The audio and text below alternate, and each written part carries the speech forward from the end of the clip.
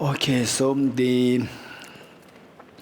what I think would be helpful for us is, instead of going through all these stanzas again, another few stanzas. Thus far, your mind is little slowed down.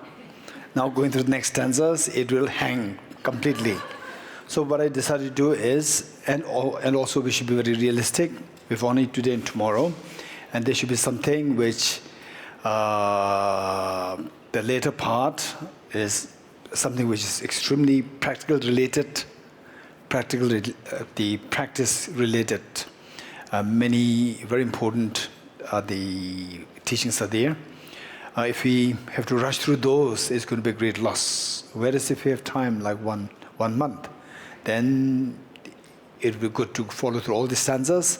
So ideally speaking, keep in mind that this is to be studied for like many months and many years. So we are just being too ambitious, doing it within 7 days. Okay, so what I decided to do is to make sure that the end part is not missed and not compromised. I will jump to page number 32, reference number 56, more like a summary, and then the end part will come, which is so important for us. Okay, page 32. Page 32, reference number 56. So reference number 56 is more like summary of what we have done thus far about establishing the mental consciousness. For this mental consciousness to exist, it must be by the power of the preceding mental consciousness as a substantial cause. A unique, indispensable cause for the mental consciousness is the preceding the mental consciousness. And this last moment of the dying person's mind, this is going to be the substantial cause for unique, indispensable cause for the next. It will not annihilate. Next. So next is the mental consciousness of your rebirth, next birth. Okay. So this is like going to be the summary. Reference number 56. Sixth.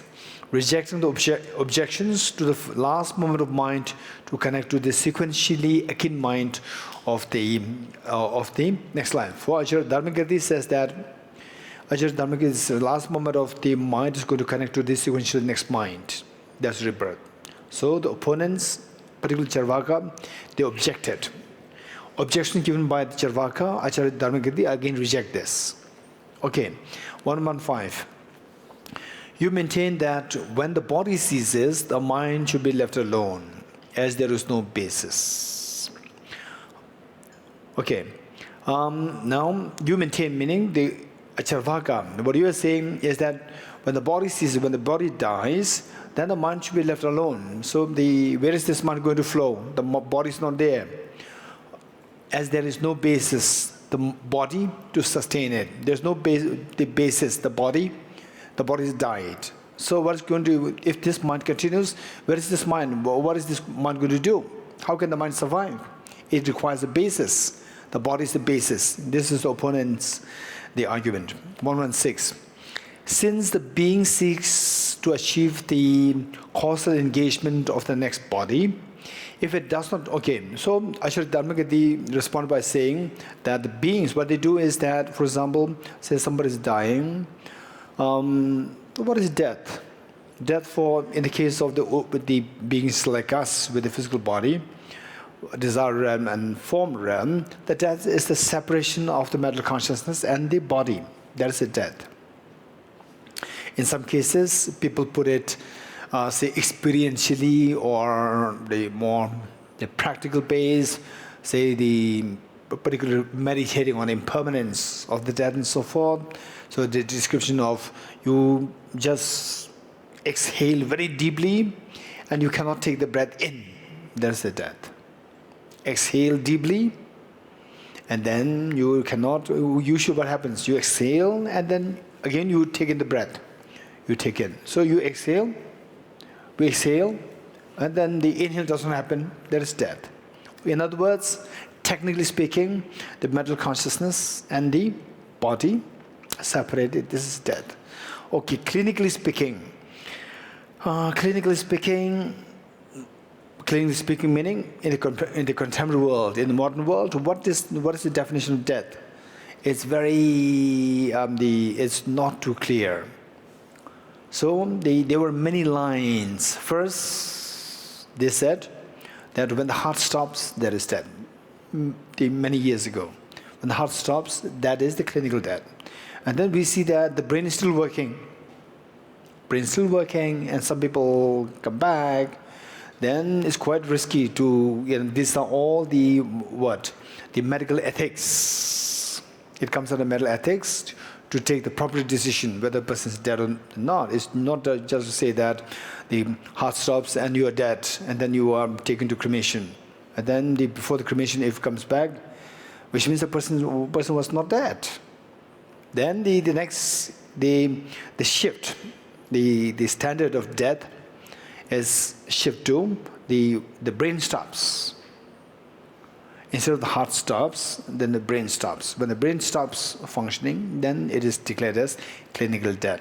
Still, people recover from that. So, what is the mark? What is the measure? What is the mark of the clinical death? This is, well, some way, some have to draw a line. So at the moment, this is the line that when brain stops working. Okay.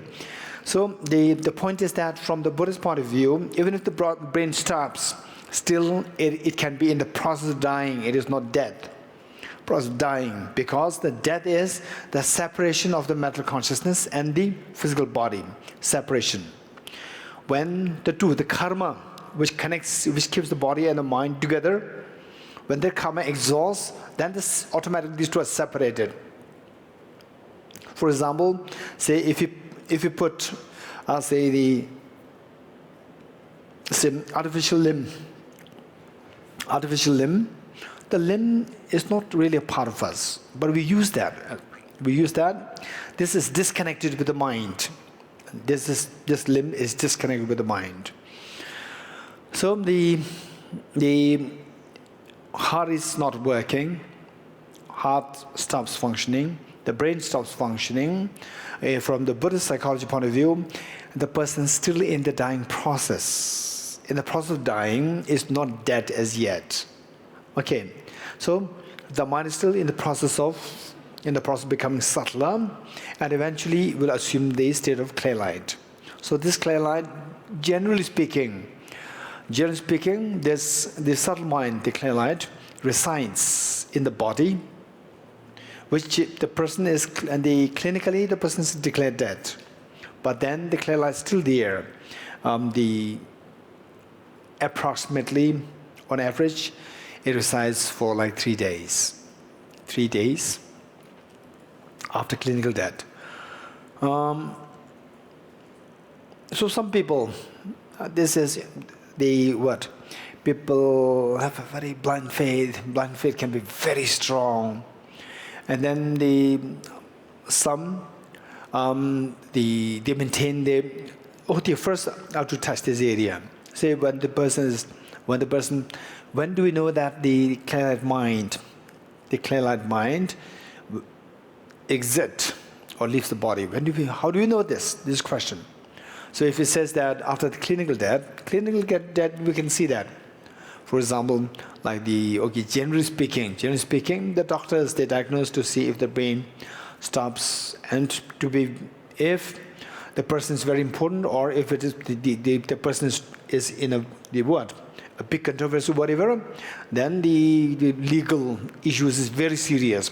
Whereas most of the people, the doctors, they say the doctor says that the person is dead, that is considered dead. And then even this doctor can be sued. If it's a very complicated situation. Whereas for most of the people, the doctor says dead, this is considered dead. Okay. Now, generally speaking, this mind clinically dead, then the mind is in the process of becoming subtler. And the various stages are there. The final stage is known as the clear light mind. So when one assumes that clear light mind, so clinically it is the person is gone clinically, but then the mind still you are there. your mind has assumed the subtlest, the clear light nature. So this clear light nature of the mind, how long will it reside in the body? This question. Generally, for a very healthy person who dies, and for no, let's say where the body is very healthy, and like accidental death or fall, and then a few days the person dies, so that the body, the retention of the body, in other words, the bodily constituencies is still very healthy, very good. And only the mind is on the verge to be living. The mind is on the verge to be living. So because the body is so healthy, this clear light mind can reside in the body for 3 days, average 3 days. Whereas if somebody has, say, the many years of illness, then the retention, the bodily constituencies for the retention of the mind, the body constituencies get consumed, become weaker. And then when the person becomes really, really physically so weak, when the body constituency is almost gone, cannot sustain the mind at all, then the clear light mind can be very brief and ejected. Which means that just within clinically dead, and within few seconds, the clear light can eject from the body. Which means the clear light may not necessarily stay within the body for like 3 days, not necessary. Okay, average for a healthy body, it stays like, if there's no other factors for its ejection, then it remains there for like 3 days. Okay, so having said this, then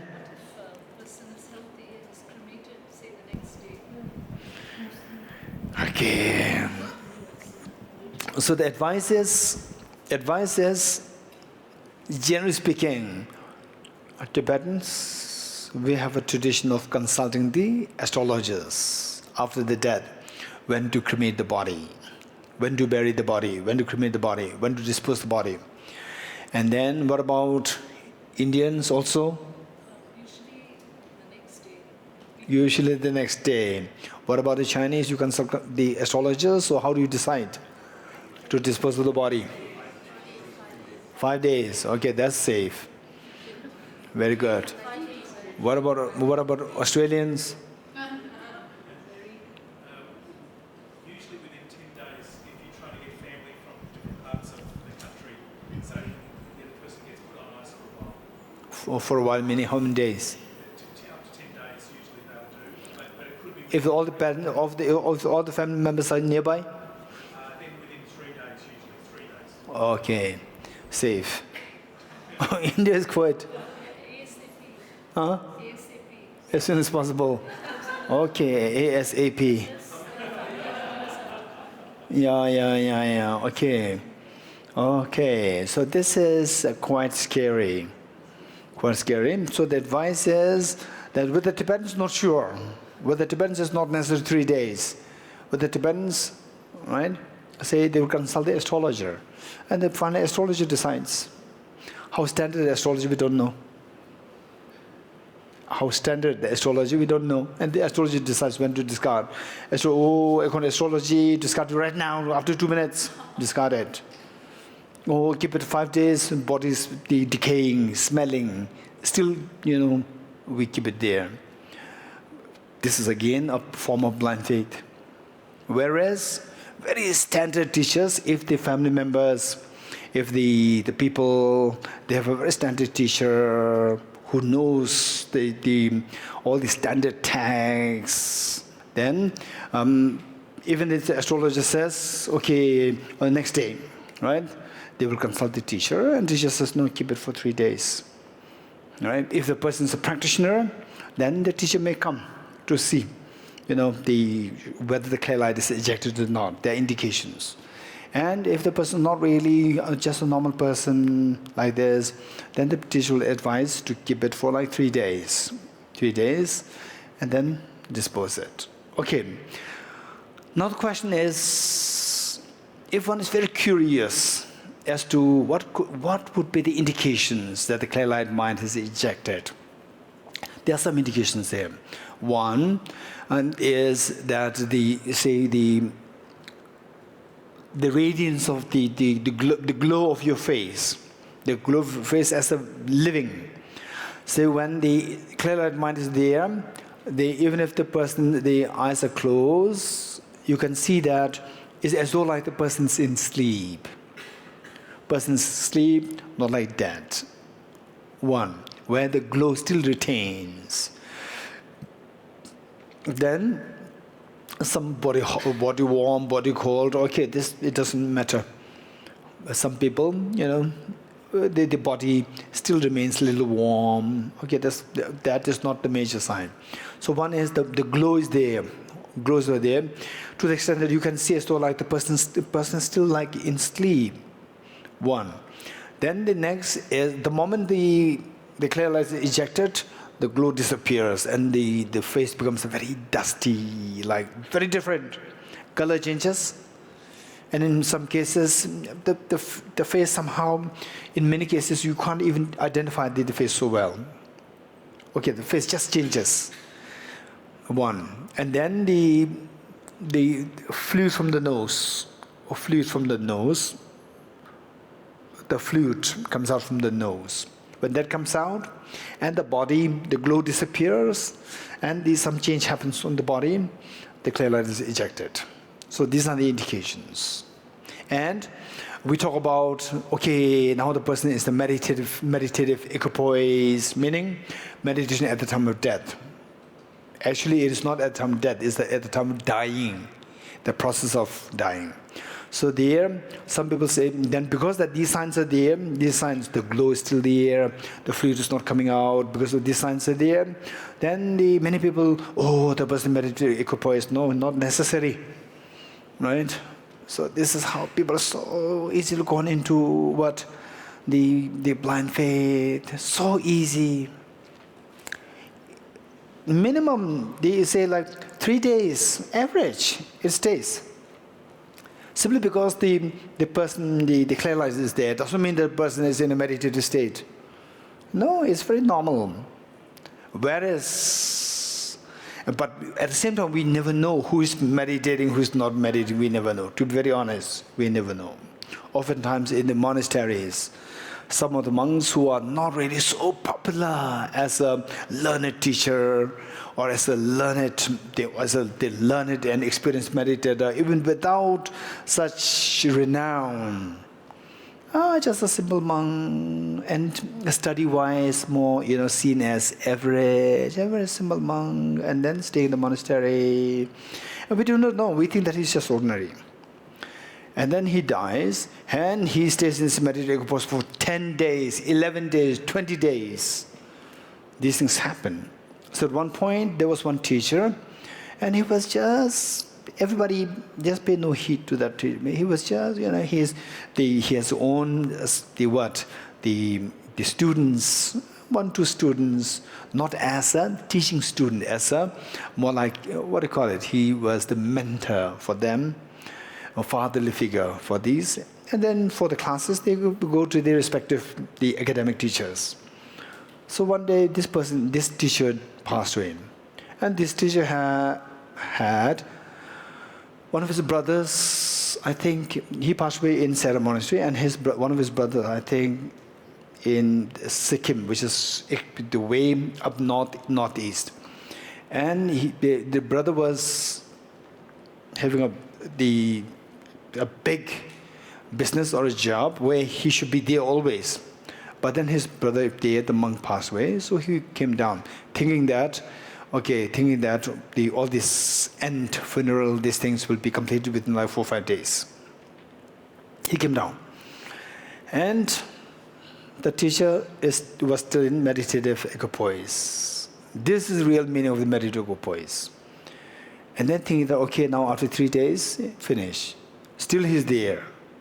After 5 days, still he's there. Then the younger brother, he did not have leave. He had to go back. So, and 10 days, still he's there. Still in the meditative equipoise. Then people, those who know him so closely, they start to disclose who he was. Those people who really know him so well, they start to disclose who he was. He meditates a lot because he's not renowned. So people don't come there. Because people don't come there, he had a lot of time. So he was actually meditating. So some of the people know that. So this just came to be known only after his death. And he was in his meditative state for, I think, like more than 10 days. So his brother was anxious. Now the work there, he already they took another 5 days extra. So there is one ritual by which to request the master to stop the meditative equipoise. There is a ritual there.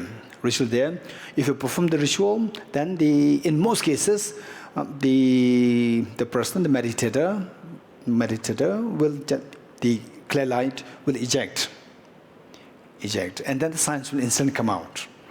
Okay, so these things are there. So simply because somebody is in this state for like 3 days, oh, this person is meditative equipoise, no.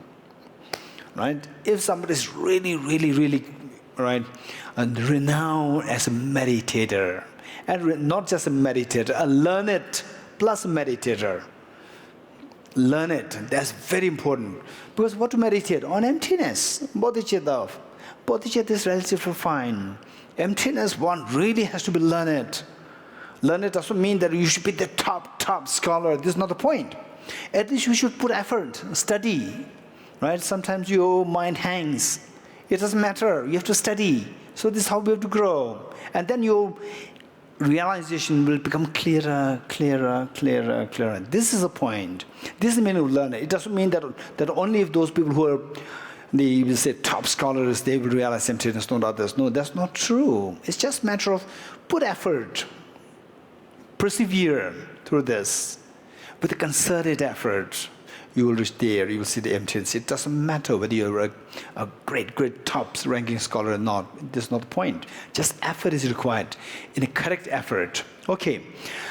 So with this, yes. Mike? Geshe, I got a question. If the clear light has not ejected from the body and the person is supposedly dead, so the body is not functioning. So if we burn the person, for example, we cremate, buried maybe still not so bad, but if we cremate the person and there's fire and burning, will the body be able to feel, the heat and all that? No. Then why is it body? Okay. Then why is it we have to keep the body until the clear light leaves the body? Okay. Because the body, the clear light, so it's a very natural process. We are disturbing the natural process, and in most likelihood, when we disturb the natural process, then the direction go haywire. The clear light may go haywire, right? So whereas, say in some cases, when the person is in this meditative state, meditative is very a very different matter. So even if somebody is going through this clear light stage, even a very ordinary person, when the clear light stage, okay, let me talk about 3 things. 4 things.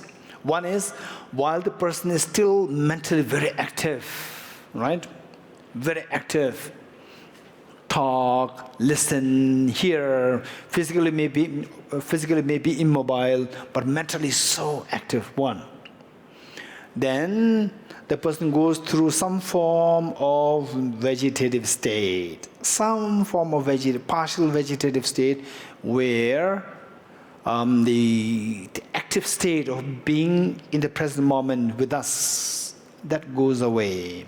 And then the person acts very impulsively, purely from the imprints, not from the environmental influence, purely from the imprints. For example, recently, the mother of one of my friends, she passed away, and before passing away, she was going through this stage.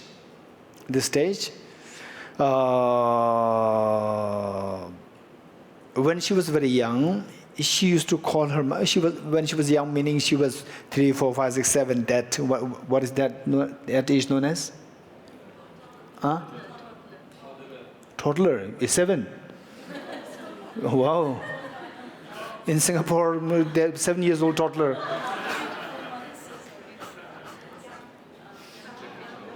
Yes, of course, young child, 10 years to 20 years also young child. Not 20 is adult, right? Okay, so that age, what did you say? Oh, okay, so that mother, she was already 90 something. And then she was in this stage, partial vegetative state, where when she was like age 5, 6, 7, she used to call her mother with a particular name, not real name, particular name.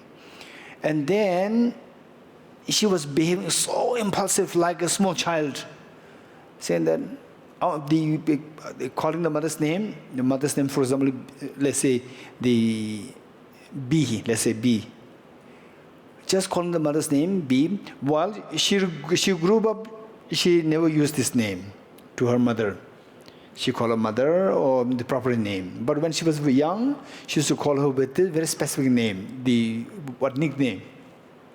She was calling this nickname, and then behaving like a very spoiled, over-pampered child. Calling this name, for example, For example, let's say Sita, right? Oh, Sita, I'm hungry. I'd like to eat something. She's in the bed and close eyes. I'm hungry. Then somebody comes. Yes. What do you like to eat? I like to eat brinjal. Right? And then if the brinjal is given, no. I like to eat paranda. Just like a small child, very pampered. She's being all out of purely. She was the head of the family for so many years. Now, aged like this, and then bedridden. She become like a very pampered child. Imprints were activated. So all these, what is coming from what is the words coming out and the physical gestures, they're all from the pure imprints. Number 2, one is when your mind is still very active. Number 2 is when you go through this stage of the partial vegetative state. Then number 3,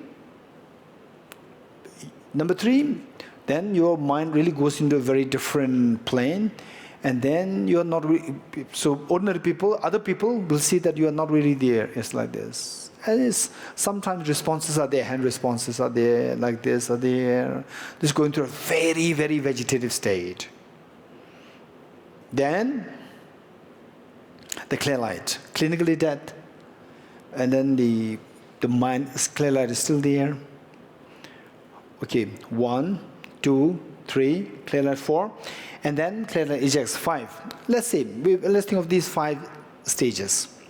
With these 5 stages, say the best thing to shape the future life of these stages, the best thing was when the person was still very active, mentally still very active. That is the time you can, whatever virtue you have to do at that time. This is the best opportunity. So the fact that we have the very physical, they're very healthy physical, verbal, so there, instead of wasting, we use them for virtues. That's so a great opportunity.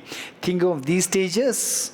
What we are now is a great, great opportunity, a gold in the hand. We are wasting this gold, number 1. Okay. Then if not, then the person goes through this vegetative state where just speaking through the imprints, purely through impulse through imprints. So there, this is better than the remaining stages. Better. Still there. You can go there, you can recite the mantras, you can say invoke. Let the person remember his or her, say the past virtues, good deeds. Don't ever speak anything bad about the past memories. Don't bring the past bad memories. Just instill the good things the person did. Good things, particularly virtue, compassion, so forth. Let this compassion, yes. Everybody feels proud of one's good deeds. So let this come out. When you feel proud of what? Not proud of your wealth, not proud of your stature, but proud of having done something good. Compassion. So the compassion will be activated. So this compassion at the time, particularly at the time of death, closer to death, that compassion will be like a dominating factor for drive the person towards a wholesome birth. That is one thing. Then when the person goes through the complete vegetative state, still it is good to recite the mantra and so forth. Effect is there because the mind is still there. Mind is still there. The mind, it is not the clear light mind, but it is still grosser than this, which means the sound is these things. The person, there's a likelihood that a person can hear. Then it goes through the clear lights, level of the clear light. There, all the sensory consciousnesses shut down completely. All the sensory consciousness shut down completely. Even if you expose this body to the cremation, fire, the mind, mental consciousness will not feel that. Because to feel that, you need the body sense consciousness. All the sense consciousness, they're already shut down. Complete zero. It's just even the mental consciousness, like the balloon, it is already deflated. Now it has assumed the smallest size of the mind, the subtlest version of the mind, which is clear light. So there, all the sense consciousness, they're already shut down. Now from there coming back is very unlikely. Rare cases are there. From there, one comes out of that and again become normal. Once in a while it happens, but in most cases, very unlikely.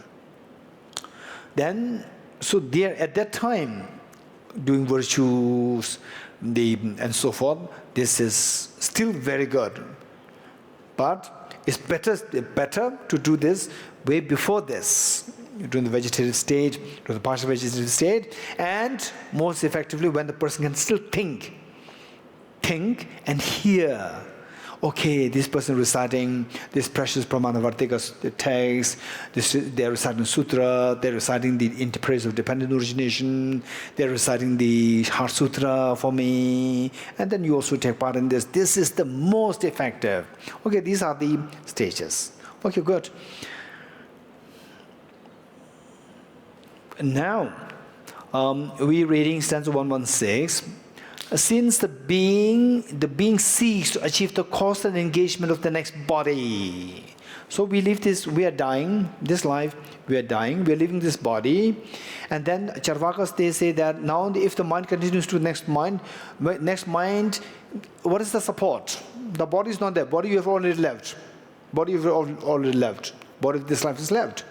So Acharya Dharmakirti says that although because the craving is there, craving, the attachment, I should not die. What is meant by I should not die? Means I should live. Live what? We identify ourselves with the body and the mind. This body should not go away, right? So craving for the body is so intense. So this connects the mind, the next moment of this moment of the mind, to the next moment of the mind as the substantial result, and the next moment of the body as the cooperative result. This mind, because of this craving, I should not die, I should not die. I should not die means I should not leave this body. So the craving for the body is there. Because of this, we'll connect to the next body. That is the next life's body. Okay.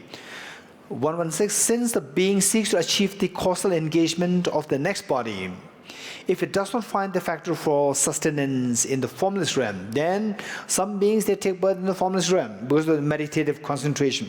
Very refined meditative samadhi, single-pointed meditation. Meditation, there are two, analytical and single-pointed. With single-pointed meditation, the supermost, the most excellent version of single-pointed meditation is the meditation of the formless realm.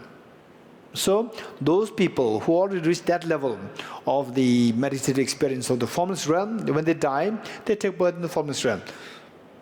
And the formless realm, there's no formless realm somewhere outside. Where the person dies, the person connects to the formless mind.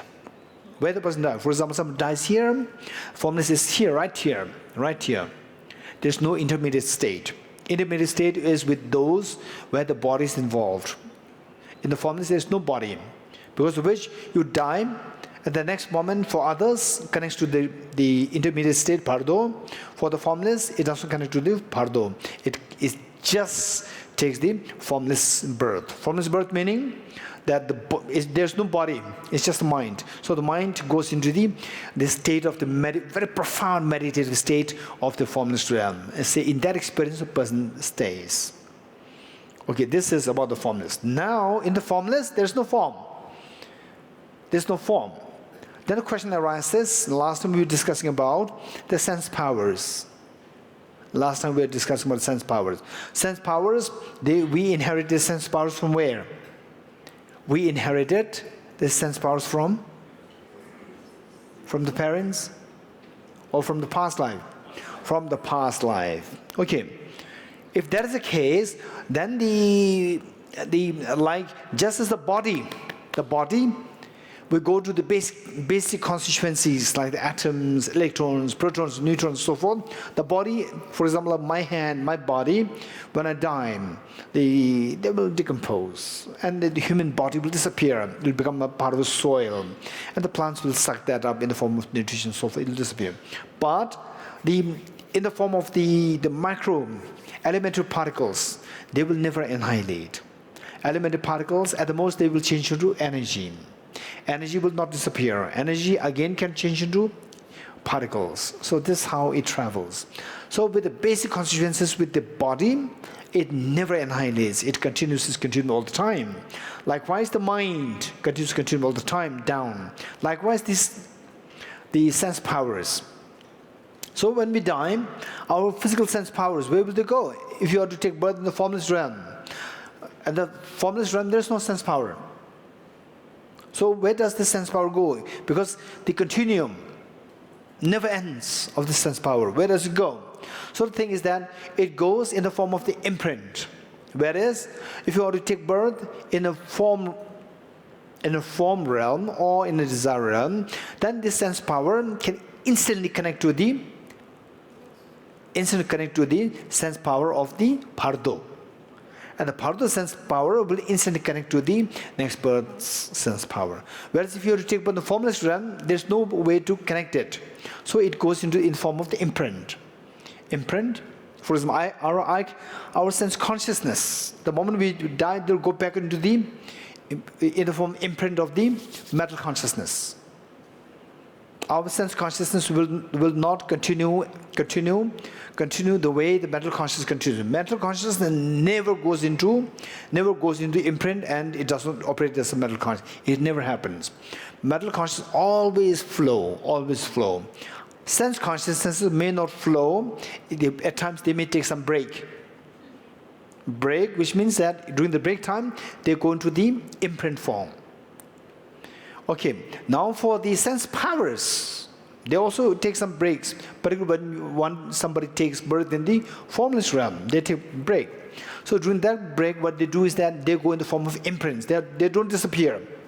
Like the way the atoms, electrons, protons, they go into the form of energy, which is not physical. Likewise, they go in the form of imprints, like the energy. And then from the formless, you take birth in the desire realm or the form realm. Again, these imprints will be activated to form the physical form. Not the gross physical form, the subtle physical form. Okay, 116. Third line, if it does not find the factor for sustenance in the formless realm, for example, say the sense powers, because in the formless realm, the sense powers that you have now cannot be sustained as a sense power. If it does not find the factor for sustenance in the formless realm, the 5 sense sources of this life will then be the cause to give rise to another body. Another body meaning from desire realm, you take birth in the formless. So formless, it is not sustained. The sense powers are not sustained. Then the formless, they go into the imprint. Then formless, they again take birth later on. They take birth somewhere in the form or the desire. When they go back where form is there, again they will manifest. So this sense power that we have is going to be the cause of this sense power of the next birth. And then what happened during the in between, during the while you were in formless, what happened? It goes in the form of imprints. Again, Vandana. Is the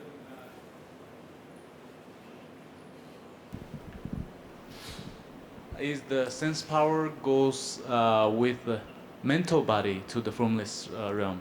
Okay, formless, there is no body. Formless, there is no mental body, there is no sense power, right? Okay, now if somebody brings the issue of extremely subtle energy from Tantra, in formless, there is this subtle energy. This subtle energy explained in Tantra is not explained in Sutra. So therefore, in Sutra system, what we are doing is the Sutra system. According to Sutra system, which is uniquely presented by Tantra, in the Tantra system, is not taught in the Sutra system. So therefore, we don't touch the subtle energy. In the formless, there is the subtle energy.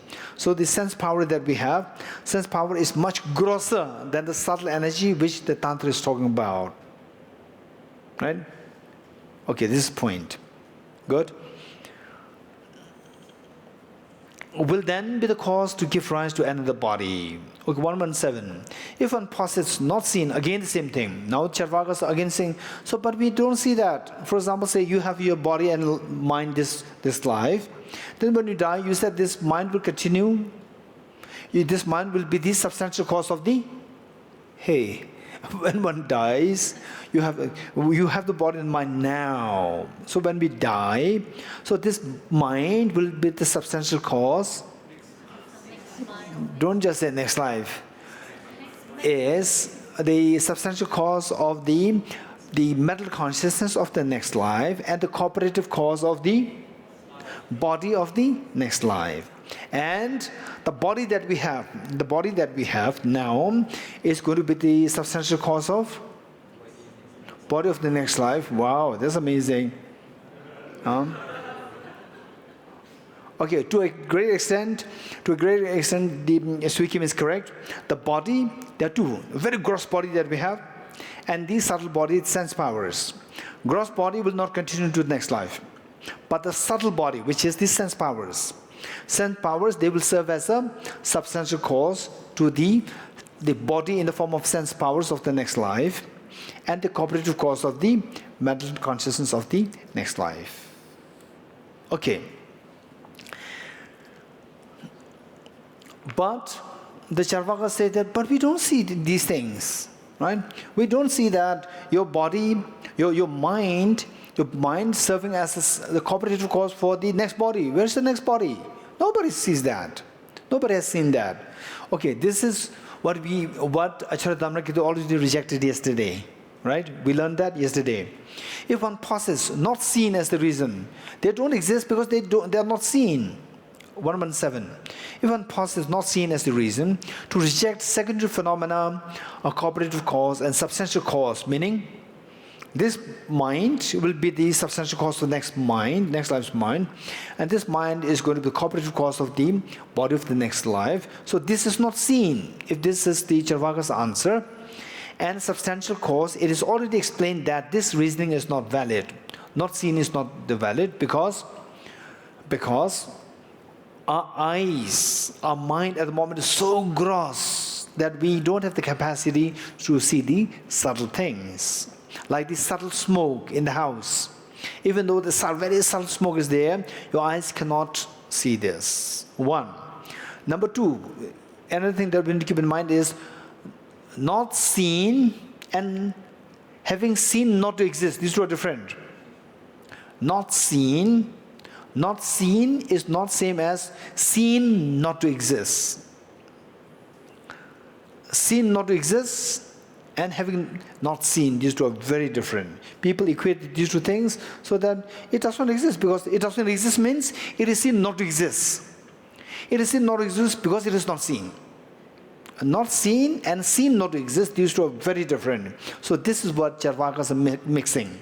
These two are mixed by the Charvakas. Not seen and seen not to exist. These two are very different.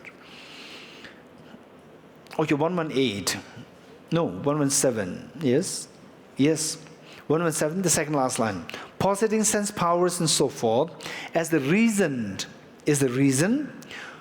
as well is the reason to reject the next life. Positing The opponents, Charvakas, positing sense powers and so forth as a reason to reject the next life, as well as non-pervasive, invalid reasoning. So what is this? What Acharya Dharmakirti is saying that Charvakas, you say that, you also possess such a reason, saying that the last moment of the dying person's sense power, the last moment of the dying person's sense power as the object, it does not continue to the next sense power because it is a sense power. Let me say this again. Last moment of the dying person's sense power as the topic, it does not connect to the next moment of the sense power. If there is next moment of sense power, what is that? Next life's sense power. This proves the next rebirth. But they try to disprove that by saying that the last moment of the dying person's sense power does not connect to the next sense power because it is a sense power. This is what they say. Because it's the last moment of the sense power. Last moment of sense power, they say it never connects to the next power. This is what they say. Acharya Dharmakirti is saying is that it is not a valid reason. Okay, how many of you would say this is not a valid reason? Okay, did you follow the reason? If you don't follow the reason, I'll give you the reason once more. The last moment of the dying person's sense power, physical sense power as the topic, it does not connect to the next sense power, next moment of the sense power, because it is the last moment of the sense power. Is it a correct reason or not good reason? Not good reason, because Charvakas put it, not Acharya Dharmakirti. If it's from Acharya Dharmakirti, it's very word. We don't have to analyze. If it's from Charvaka, it's bad. Okay, it's bad. So you have to say that not because of that, because I see this not a good reason. Why it is not a good reason? Because it does not fulfill the three modes. Which of the three modes it does not fulfill? Second one, very good. Which is the second one? Anything which qualifies a sign should qualify the predicate. This is not fulfilled. Meaning, anything which is the last moment of the sense power should not be connected to the next moment of sense power. This is not true. Right? This is not true. Okay, very good. Okay, in 7 days, you are learning all these things, not fulfilling three modes and so forth. It's amazing. People in the monastic universities, they will be envious of you. They are learning this for so many years. Okay, 118. That earlier sense powers having the potential to give rise to their own kinds is visible. For example, yesterday's sense power gives rise to today's sense power. And today's sense power, next day's sense power. So this is so visible. Seeing the changes in the present sense powers, that others, the succeeding sense powers are produced, is established, is so obvious. 119. If these sense powers are produced from permanent body, one will be stricken with the absurdities indicated previously if they arise from the mind. Okay, so if these sense powers are produced from permanent body, one will be stricken with the absurdities indicated previously. Full stop. Now, Charvakas, what this is, just the mental consciousness. Mental consciousness arises purely from the body. And they speak of at times they speak of the permanent body. What is permanent body? This body is nothing but made of the atoms. And the atoms are permanent. Atoms are permanent for them. Because the world is real. The world is real. This world is nothing but made of atoms, not by the mind. It's made of atoms. They don't call it atom as such. This word atom is from the West. This word came. They call it the subtlest particle. The subtlest particle, that is permanent. Partless particle. Partless particle is permanent. So what is the creator? For Charvakas, they don't believe in such God. So for them, what is creator? They don't believe in karma. They don't believe in God. It's very easy for them.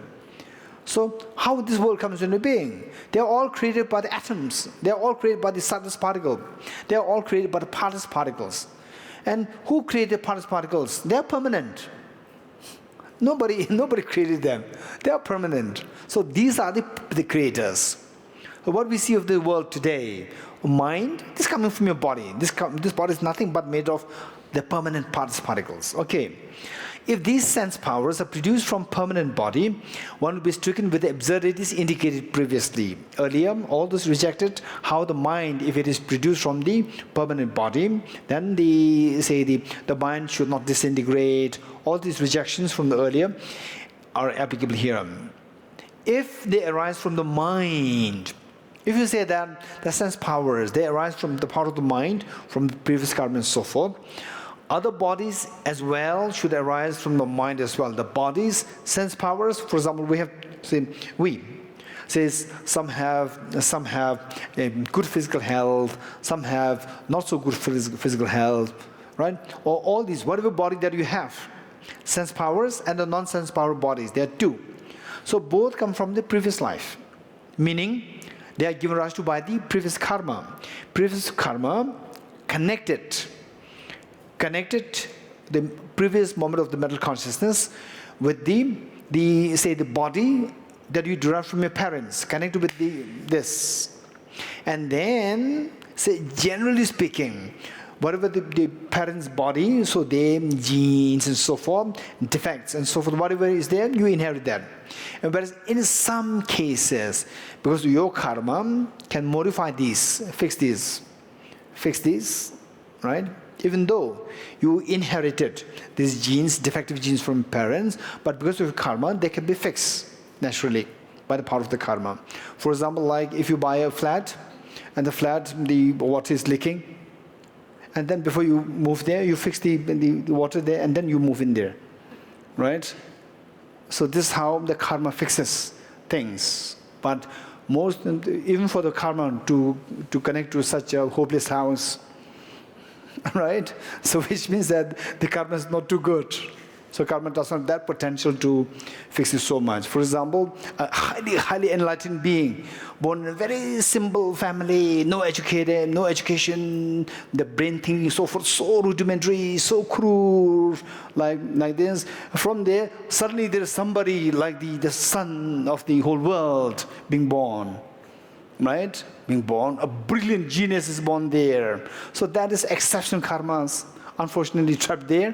And then because the karma is so good, so intelligible, he fixes the genetic whatever disorder or malfunction, whatever, fix that. And then as a result, they come out as a shining, bright person. Okay, so these things can happen. It's very rare though. Because the genius that we see is so rare. Mozart is one. Albert Einstein is one. Who else then? Da Vinci. Then? Leonardo da Vinci, right? Yeah. And then? Mahatma Gandhi. One Mahatma Gandhi in India. Then? Martin Luther King Jr. Singapore, the France first Prime Minister? Lee Kuan Yew. I really respect him. I don't know, you agree with me, not agree with me, I don't know. But I personally, I heard a little biography of him, I'm just lost in admiration. This should be the leader's quality. The first thing that he said after becoming the Prime Minister, he said that I will make sure that all the citizens will have a house to live in and a work to survive. It's amazing. This is very practical. Very practical, amazing. Well, not just ideology, not just a vision, it's applied there. It's amazing, right? So these people, they're so rare. Okay, so therefore, okay, this is it. 120. The reasoning that the mind is void of body as its cause. The mind is void of body as its cause, and does not establish the last moment of the mind as not taking rebirth. Okay, so the Charvakas, they said that the last moment of that dying person's mind will not connect to the next mind because the next body is not there, because the body is going to die. This is not a good reason. The reasoning given by, okay, I'm reading 120. The reasoning proposed by Charvakas that the mind is void of the body at the time of death, as its cause, meaning the body as its cause is, as the cause of the mind is void, meaning it is not there at the time of death. This is not a good reason. Does not establish the last moment of the mind as not taking rebirth. This is not a good reason to establish the last moment of the mind not taking rebirth. Therefore, such reasoning is non-pervasive and invalid. Okay, good. Now the very important point we are reading now, reference 57. Second, rejecting that, okay, so if you could go back, this reference number 57 came from where? Reference number 33. Where is reference number 33? Which page? Page 14. Okay, let's see page 14. Page 14. Okay, so this very important section comes from page 14, reference number 33. So let's see what is there in the reference number 33. Reference number 33 says, rejecting the qualm that doubts the existence of great compassion has two parts. So it says, again going back to the two lines of the word of salutation, two lines of salutation to the Buddha by Acharya Dharmakirti in his text. Which text? Okay, going back to the two lines of the word of salutation written by Acharya Dharmakirti to pray, no, written by Acharya Dharmakirti in praise of Buddha Shakyamuni, right? Written in Pramanavartika, Pramanavartika. Pramanavartika. No, Pramana Samuchaya. Okay, Pramana Samuchaya written by? And Pramanavartika written by? Wonderful. If this much you can take away, even that is amazing. Otherwise, we learn Pramanavartika, right? Who wrote it? I think there are two. Pramana Samuchaya, Pramanavartika. I think Vartika by Dignaga. Finish. Right? Okay. So, going back to these two lines. So these two lines, it says that prostrate to the one who has transformed in, okay, the one who has transformed into the reliable guide. Ani, then? Okay, did you notice what I'm saying? What I said? What I said? The one who has transformed into the reliable guide. Then I said something. What did I say? Ani? I said the word ani. What is ani? Huh? Okay. Okay, Wandana, what is ani? And then, okay, this is Tibetan. Why the Tibetan is coming out is because I'm tired. Yeah, when I'm tired, naturally when somebody is so exhausted, tired, then the native words come out. But because all these are superficial, English is superficial, it's not my native language. Okay, so the transformed, the one who is transformed to the reliable guide, then what? Motivated by altruism to benefit sentient beings. That is great compassion. Altruism to benefit all sentient beings. This is the compassion. It's talking about the compassion. So this compassion, it says that, where is this compassion? Right? Such a reliable guide cannot come. Because for such a reliable guide, the driving force, as Acharya Dignaga said, is the great compassion, altruism. And great compassion is not possible. How it is not possible? Two reasons. One, rejecting the great compassion cannot be trained over many lifetimes. Great compassion is something that we have to train for many lifetimes. So there's no many lifetimes. So how can you train it for many lifetimes? One. Number two, rejecting the position that compassion cannot progress infinitely despite training for many lives. Even if there are many lifetimes, if you practice it, but the compassion cannot grow infinitely. So these are the two rejections. Do you understand it? What are the two rejections? Somebody paraphrase for me?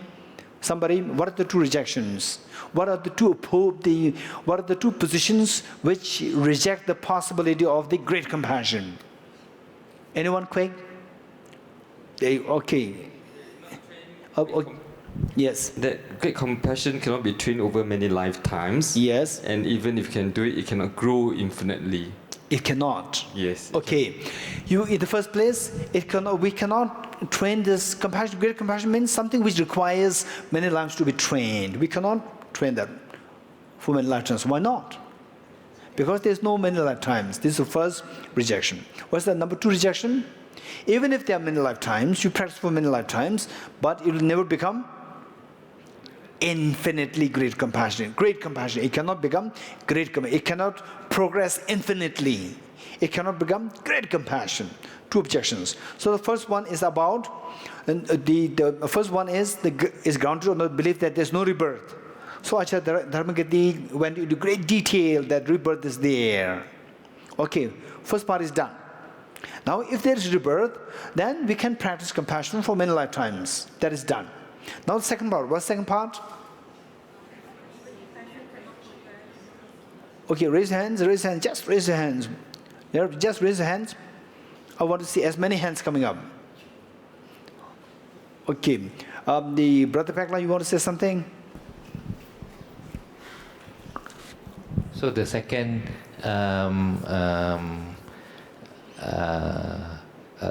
rejection Yes. is that we are rejecting the opponent's view that compassion cannot progress infinitely. Exactly. Opponents, what they're saying is that even with compassion you practice for 3 lifetimes, right?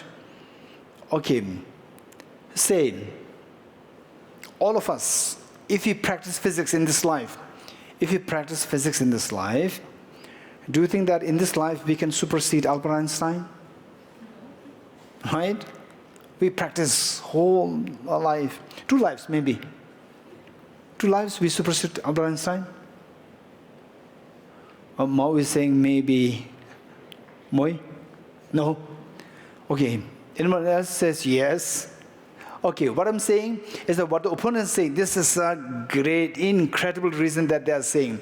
Even if you practice compassion for so many lifetimes, it'll never become great compassion. It can never become infinite. It will never progress infinitely. There's a limit, right? For example, how many of you can run 10 meters in 1 hour? How many of you can run 10 meters in 1 hour? All of us, right? Okay, now, if you practice, how many can 1 kilometer in 1 hour? 1 kilometer in 1 hour is possible. Okay, if you practice more, you can run 2 kilometers in 1 hour. Okay, 5 kilometers 1 hour.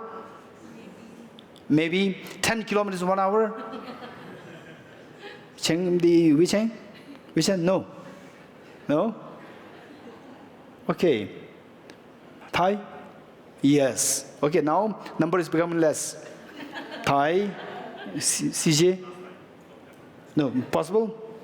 Possible. Alex? Huh? It doesn't matter. I'll give you more time. Possible? Possible. Okay, there. The Zoe? Not possible. Oh, Aki? Possible. Okay, Aki is possible. Yen? Pavani? So. Okay, let's see here. No? Okay, so the number becomes, Janet. Yes. Okay. Oh, Mr. Chung? No. Who knows? Possible. Yes. Possible. Okay, sweeping? No, but don't give up easily. Shan? Wow. Okay, over there, Man? Behind Man? Deshan? Jeshan? Yes, possible. Okay, so some give up, some possible. Okay, now, practice more. I'll give you more time. Practice more, and then 20 kilometers per hour. Thai? Oh, giving up now. Alex? Okay, raise the hand. Somebody who says that 20 kilometers is okay, 1 hour. Bicycle? Okay. In fact, what do you call that? There's one friend in Israel. He runs 120 kilometers in 22 hours. 122 kilometers. Keep running. 120 kilometers in 22 hours. Now he runs 120 kilometers. Okay, so which means that even if we practice, we cannot think of running 200 kilometers per hour. We cannot imagine that, right? You can eat the best of the food. You can practice. You can take your time, years, 20 years, 30 years. You can practice, but our body has a set limit that it cannot run 1,000 kilometers per hour. Impossible. Right? So likewise, what they say is that you practice compassion. For eons and eons, it will not reach to the level of infinity. It's a set limit. This is what the opponents are saying. Does it make sense?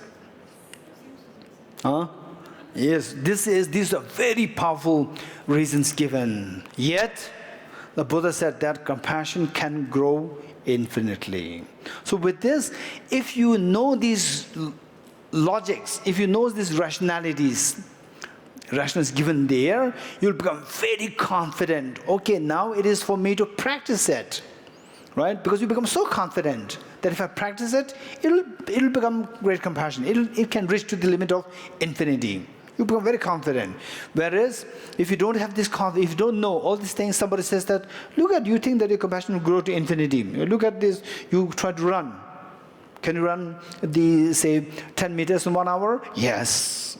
10 kilometers 1 hour? Okay, not too sure. 1,000 kilometers 1 hour? No. You practice more. Practice. Do you reach that level? Never. Likewise, compassion will never reach that level. Then you feel demoralized. That's very true. With this example, then compassion, so there's no point.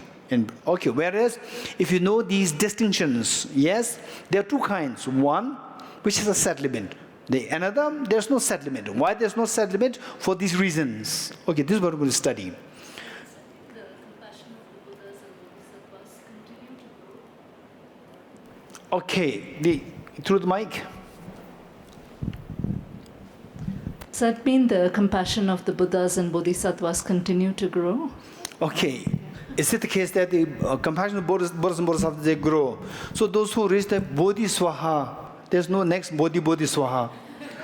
Bodhiswaha, this is ultimate. This is infinite. Whereas those in the Gate, Parasangate, they are still growing. So Bodhisattvas, who are they? Those on the Gate, Parasangate, who are they? Buddhas or Bodhisattvas? Bodhisattvas. Bodhisattvas' compassion grows, but the Buddha's compassion has reached to the limit of infinity, ultimate. Okay. Page 33, reference number 57. Second, rejected the position that compassion cannot progress infinitely, despite training in it for many lives. This has two parts. One, unlike leaps meaning jumps. Leaps, how to pronounce it? Leaps or what? Leaps. Okay. Australian, how do you pronounce it? Leaps. Okay. American? No, not American. Vinitaji. Vinitaji is more what? Singaporean. Australian. Same, right? Leaps. Okay, Singaporeans? Leaps la. Okay. Malaysians? Huh? Same. Okay. Then the Indians? Indians, English, Tibet House. We have Tibet House, the regular, the classes there. Indians, their English is excellent. Amazing.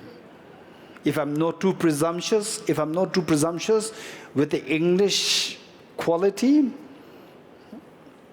Indians, not all, Indians generally, their standard is so high, even higher than many of the native English speakers. Their English is so good. Okay, this is a little digression. Anyone else? And then the one that has the American accent. Wang Denla.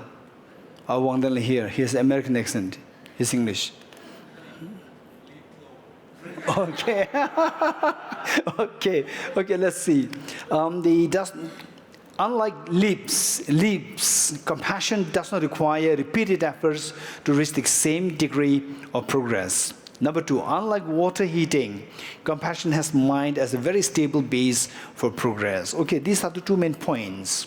For example, say, if you practice and you don't grow any further, if one does not grow any further, you reach a set limit or whatever, you don't grow any further, there could be only 2 reasons. One reason is because the basis, number 1, the basis is not stable. The basis. What happens if the cars that we have, the ordinary cars, let's say ordinary cars, when they can run at what speed? 115? Ordinary cars, I'm not talking about the very sophisticated cars. Ordinary cars, they maximum, okay, let's say 160, right? In Germany, I don't think there was a speed limit. They run like 160 or 190 sometimes. But if they run the same car, you increase the speed limit with the engine, then if it runs like 300 kilometers or 400 kilometers, what happens to the car? Car will tremble, right? Because the basis is not sound. Basis is not strong. Likewise, the water you can heat up to which degree? Under normal situation, water we can heat up to which degree? 1000 degrees centigrade? Alex, no. You have no experience. No, Alex is saying that water cannot be heated up to 1000 degrees centigrade. He's a young boy. 1000 degrees centigrade? No, it's not possible. How not? That's set boiling point. What is that? 100 degrees centigrade. What if you put it more heat, then what happens? It evaporates, then water disappears. Right? So the basis is not stable. You subject this to more heat. Initially, it becomes warmer. It gets heat up. The water is still there. Then, if the temperature exceeds, beyond the water getting 100 degrees centigrade, if the temperature of the fire exceeds maybe like 1000 degrees centigrade, 2000 degrees centigrade, and so forth, for some extent, then water will reach the 100 degrees centigrade very quickly. Once it reaches, still you keep exceeding this temperature of the fire, what happens? Water will disappear.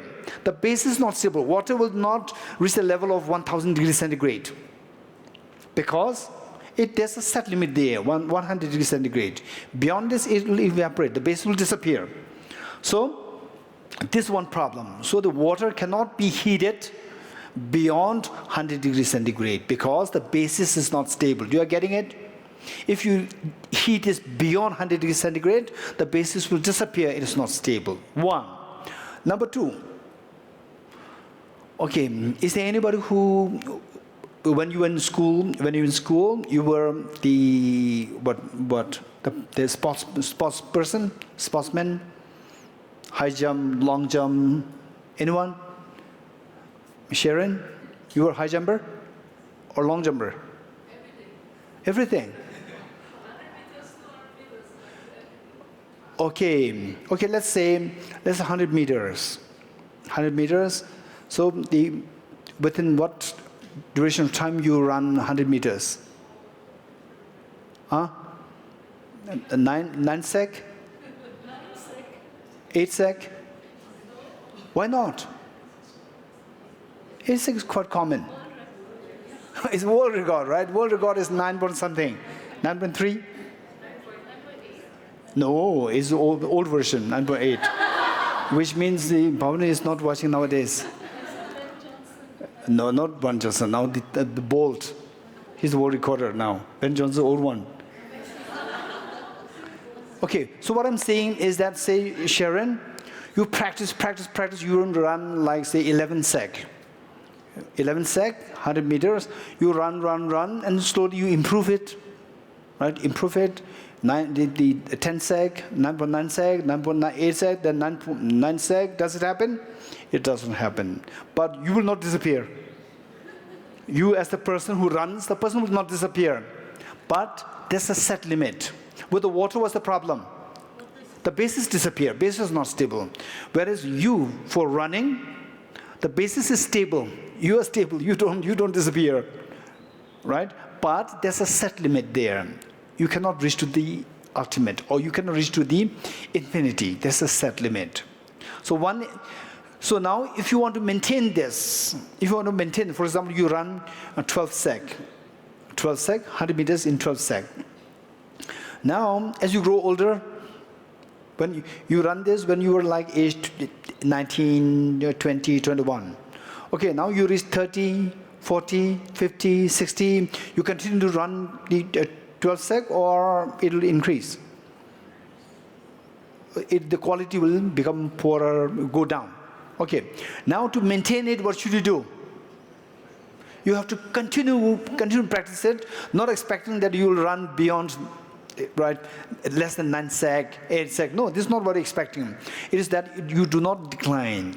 To maintain it, you have to have the practice. Whatever practice you did before, you have to do it same thing over and over again. Same practice you have to do over and over again. These practices are not cumulative. Don't forget it. These practices are not cumulative. The first practice that you did when you were 18 years old, so this practice you have it, now you practice now, it is additional. If it's added, then it becomes faster, but it's not added. Again, you have to do it from the scratch.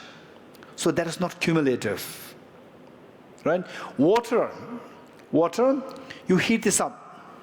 10 degrees centigrade. The water was 0 degrees centigrade. Ice. Then you warm it up, it reaches to 10 degrees centigrade. The fire extinguishes. So the water will immediately go back to 0 degree or gradually go back to 0 degree. Hey, no experience. Water, ice. You heat this up with the fire and it reaches to 10 degrees centigrade. Is it water or ice? Water. Now it's liquid. Now you remove the fire. The moment you remove the fire, the water goes back to 0 degrees centigrade directly, or still it remains a heat. It still remains a heat, maintains heat. Now whatever heat that you have maintained, again you introduce the fire. So this fire have to again raise the temperature from 0 to 20 or from 10 to 20. From 10 it will continue. It's a cumulative. Whereas for jumping, it's not cumulative. It is new additional, the same effort that you put before has to be added. Earlier effort is gone, finish, no point. Again, you have to put the next same effort to maintain that. But for the water, you don't need to have the fire to bring the water from 0 to 100, the 0 degree to 10 degree. It's already there. Now the next fire's job is to raise from the 10 to 20, 30, 40. You're getting it? It's cumulative. One is cumulative, one is not cumulative. For the jump, for the run, and so forth, this is not cumulative. Okay, for the run, jump, and so forth, initially, to some extent, it is cumulative. To some extent, it is cumulative. For example, today, if you ask me to run, okay, then in Israel, there was shrine, a Baha'i shrine, Baha'i Prophet Baha'u'llah, and his, not really teacher, the one who made the prophecy, the one who made the prophecy of him coming was the Saint Bab. So the Saint Bab's tomb was in Israel. We went there to pay respect to that place, and the shrine, the road is there, and then we have to climb down. Maybe like, I don't know if there are 1,000 steps. It's very steep down. I don't know whether it's 1,000, but it's many steps down, very steep. So I climbed down. The next day, all my legs were paining.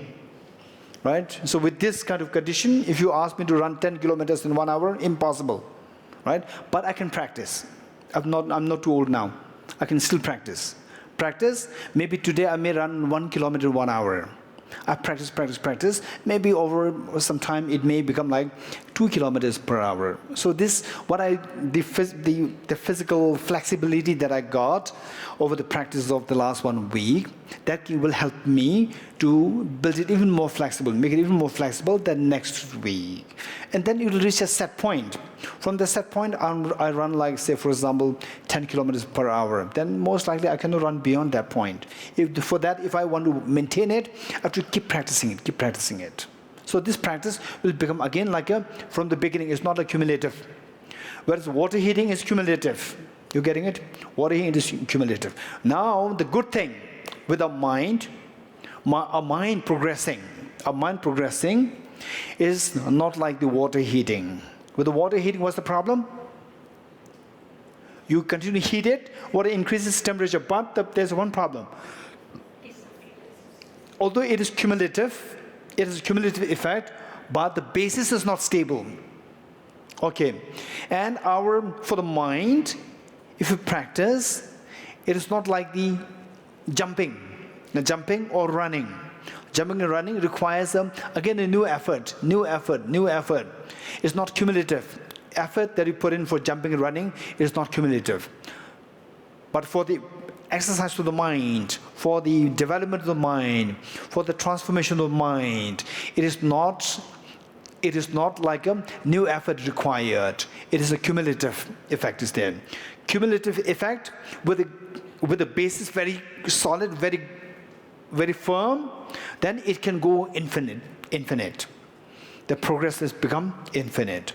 So compassion, practice compassion. Number one, in what way? Practice compassion, the basis is very solid. The basis is the mental consciousness. Compassion, the basis mental consciousness practices compassion. So mental consciousness will never annihilate.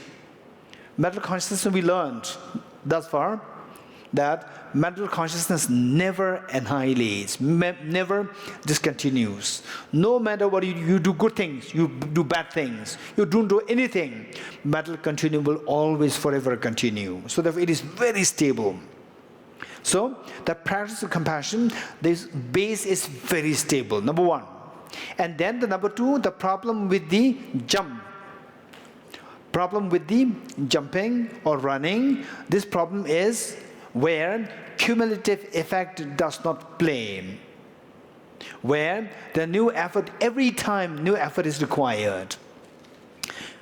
Cumulative effect is not there, is not applicable for the jump and the leap, the jump and the run and so forth. Whereas for the mind, it is cumulative effect plays every time. Cumulative effect is there. What is my cumulative effect? For example, if you practice compassion, then say after a while you get initially you start practicing with the sevenfold cause effect method. Then you start practicing with the method of equalizing exchanges for others. With these two practices, you start practicing compassion and bodhicitta. And at a certain point, it becomes quite spontaneous. Initially, it was just forcing yourself for like a few months or 1 year or 2 years. You start forcing yourself. Then you reach to a point whereby it starts to flow very naturally, compassion. Okay. So that happens, for example, say, the last 1 year, we all have been practicing compassion and bodhicitta. And today, then we feel that because of this effect, we start to feel the compassion flowing. So tomorrow, again we have to do from the scratch, or all the experience that you had yesterday, from there you can continue. You can continue from where you have left yesterday, which means the level of the progress of compassion you reached yesterday, from there you can continue.